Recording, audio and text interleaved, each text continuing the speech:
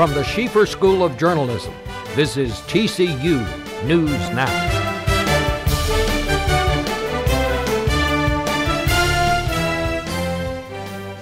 It's a busy time of year for sports at TCU.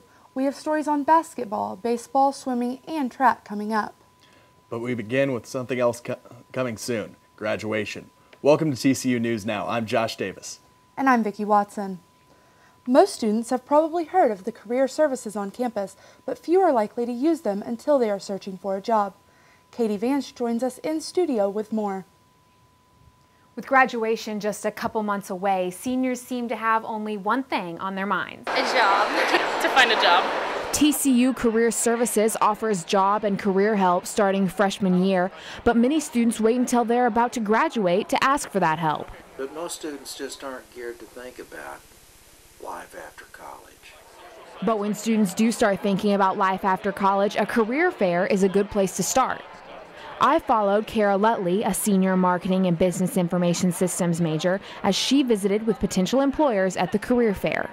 This is actually my 5th time coming to the career fair. So now I'm graduating in May, so I've heard of a lot of people get interviews from the career fair. So I figured now that I'm graduating, might as well come and look for an actual job. Lutley says she's learned a few things since visiting her first career fair. It's really awkward when you walk up to a table because sometimes they don't automatically jump out at you, so you have to walk up there and introduce yourself and kind of have a little spiel that, you know, I'm a marketing major graduating in May looking for this and this, and just kind of make it so it's not like you're just sitting there waiting for them to talk to you. John Thompson is the executive director of Career Services. He has some advice for students nervous about talking with recruiters, whether it's at a career fair or in an interview. Don't be afraid of these people. And that's the intimidating factor. These folks are here to recruit you. They want you as much as you want to talk to them because they're trying to get a good pool of candidates. So they're eager to meet you. They want to. So, you know, I understand the fear factor. But the issue is that sometimes you just got to suck it up.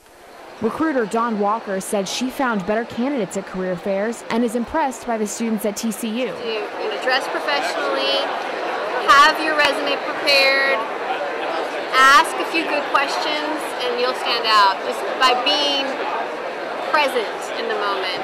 Whether looking for a job, an internship, or just practicing for when that time comes, employers at the career fair said TCU students are more prepared than students at any other college they visit.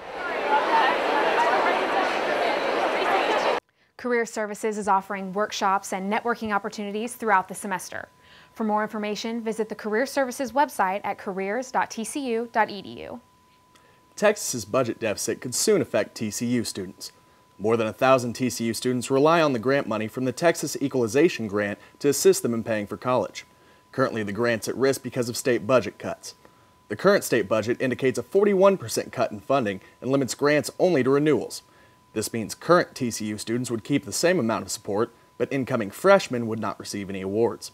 We talked to students to get their reaction on the possible cuts. I think that it's a shame that they're going to take away a lot of that money from students. I know a lot of my friends rely on that money in order to go to school here, and I would hate to see them have to leave. I kind of hate that. My parents have 3 kids in private school, so that really sucks that they're taking away my money, because I kind of depend on that to go to school, and I have a lot of other friends that do too. It's still possible that the budget could change as it works its way through the state legislature. Some American colleges are now making standardized tests an option when it comes to students filling out college applications, but TCU doesn't plan to change the requirements as of now. Dean of Admissions Ray Brown says standardized tests count for 20 to 25% of TCU's admission decisions. The transcript is far more important, Brown says. TCU could consider making the change to making standardized tests optional in the future. The Horned Frog men's basketball team played its last home game of the 2010-11 season. The Frogs lost to New Mexico 80-70. The men are 10-20 overall this season and 1-14 in conference play. The Frogs enter the Mountain West tournament as the number 9 seed, and that begins next week in Las Vegas. After helping lead the baseball team to its first College World Series appearance, replacing an All-American catcher may seem like a difficult task. David Stein tells us how starting catcher Jimmy Farr is adjusting to his new role on the team. Jimmy Farr is the new starting catcher for TCU baseball this season. Brian Holliday won the Johnny Bench Award for the nation's best catcher last season before being drafted by the Pittsburgh Pirates. Farr says he's learned a lot from Holliday to help him prepare to start this season. I mean, I got to sit behind Brian, and I said, I mean, he was the best catcher in the country last year, and he taught me a lot. So, I mean, he's part of the reason why I'm doing what I'm doing right now. Junior pitcher Kyle Winkler said the transition has been smooth this season. He and Brian are, they both learn from shots, so they really do a lot of the same things. But, it's obviously a little bit different not having Brian back there, but Jimmy's doing a great job. Senior pitcher Stephen Maxwell says he wasn't worried pitching to Farr. I've always had a lot of confidence in Jimmy, but I mean, I guess the biggest concern was holding on runners, but we've seemed to have been doing a really good job with that, and Jimmy's done a great job, kind of commanding that back there behind the plate. So, I think he's doing really well defensively back there, and I have no worries with him back there. Maxwell said Farr has also done well at the plate. He hit .363 with 7 home runs last season, mostly as a pinch hitter. He's always had a good bat, and, everybody's coming around right now, and he's one of those guys, and he's going to be big for us this year. I'm not a big talker, so I just try and play the game hard and show them the right way to play it, and hopefully the younger guys will follow in line. I think Jimmy's kind of the captain on the field, and, he knows what's going on at all times, and, Brian was more of a vocal leader, really controlled everything that was going on. But, Jimmy's just doing a great job. Farr spent 3 years behind Holliday, and although he may have learned a lot, he says he's glad to be starting behind the plate. I feel like I put my time in, and I've just been ready for it for a while, so it's that much better. Through the first 7 games of the season, Farr has yet to be charged with an error. David Stein, TCU News Now. The Frogs have a 3-game series against Texas Tech this weekend. The TCU swimming and diving team set 22 new records at the Mountain West Conference Championships. Edgar Crespo set new records in both the 100 and 200 meter breaststroke. He now ranks 9th in the nation for the 100 meter. On the women's side, Sabine Raish placed first and set a new record in the 100 meter freestyle. A nationally ranked TCU team is beginning to gain attention. Amelia Wenzel makes the 120-mile journey to watch one of their practices before their first tournament in Arkansas. TCU's paintball team is aiming for a national championship. We don't really play for prizes, we play for bragging rights and this trophy and trying to be nationally ranked. They are currently ranked 15th out of 86 teams in the National Collegiate Paintball Association standings.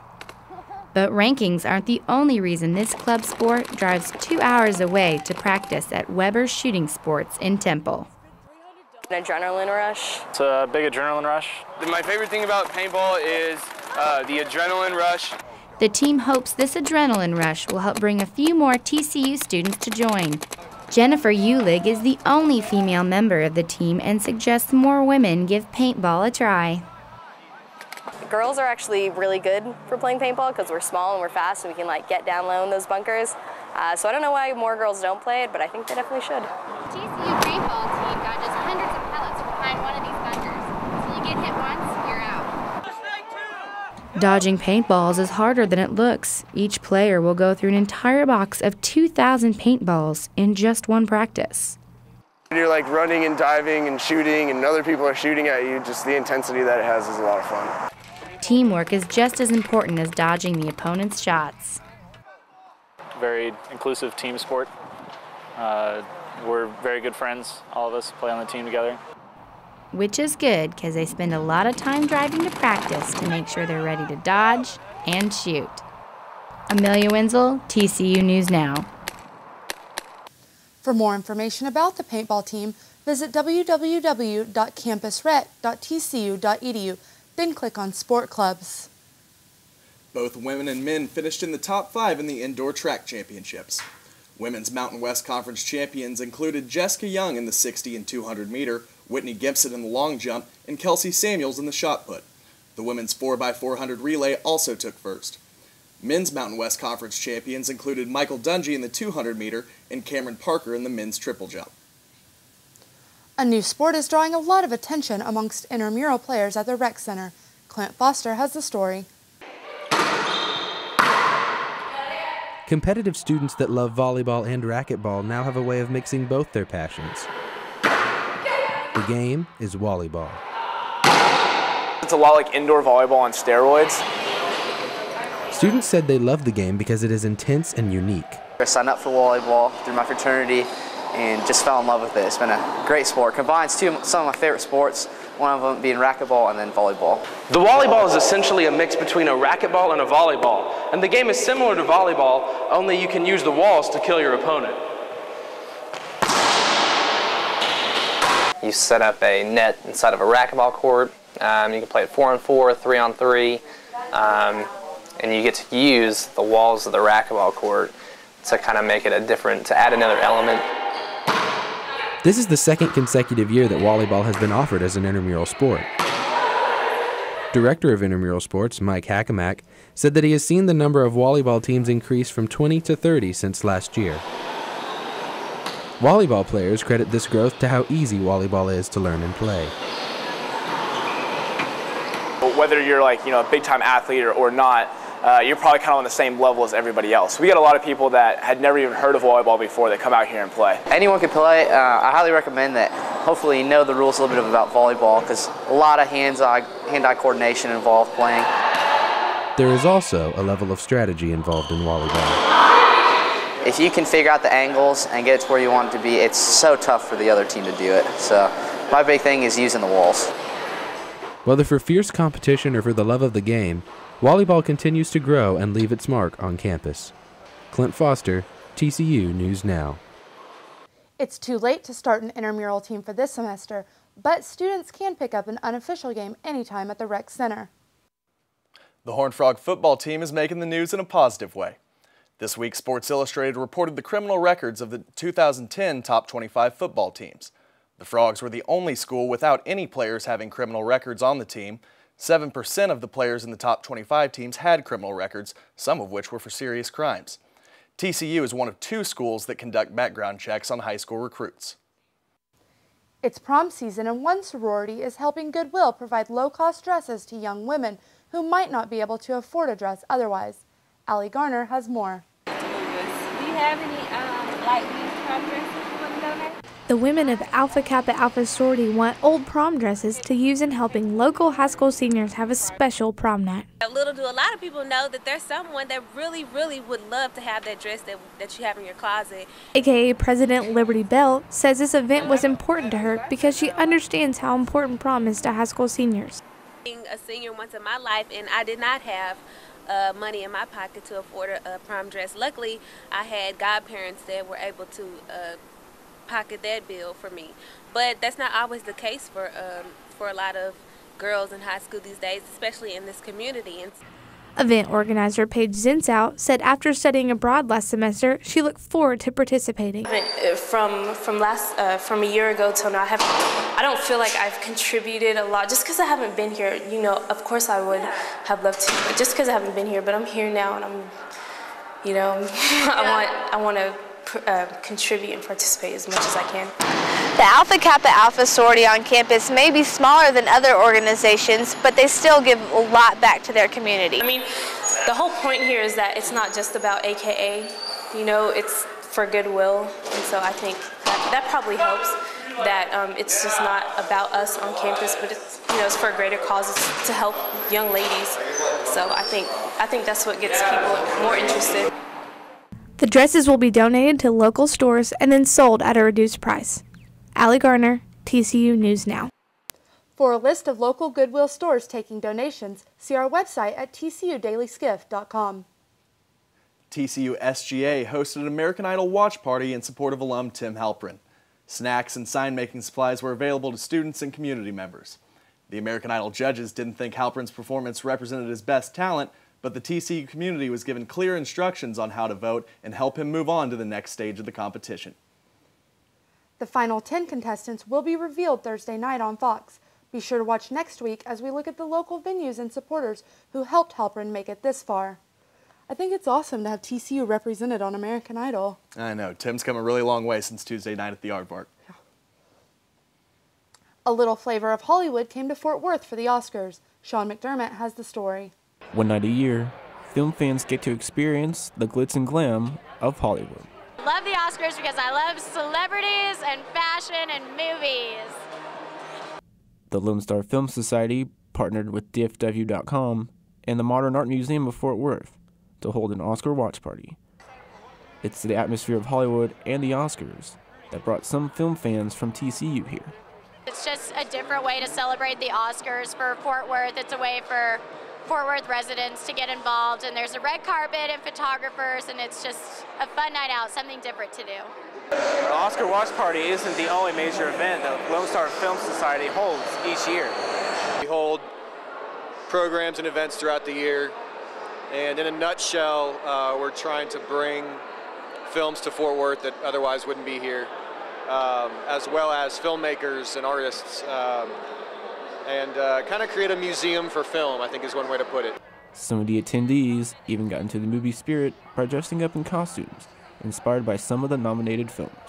I got invited by John Storm. He's with Lone Star Film Society. So I came out last year as Avatar, and so I had to come out again this year.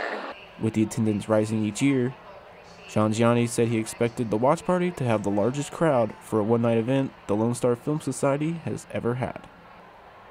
This increasing trend makes next year's Oscar watch party numbers expected to be even better. Sean McDermott, TCU News Now. The 4th Annual International Lone Star Film Festival in Fort Worth is the next big event for the Film Society. The event will take place November 10th through 14th in Sundance Square. That's all the news for this week. Thanks for joining us. I'm Vicki Watson. And I'm Josh Davis with TCU News Now.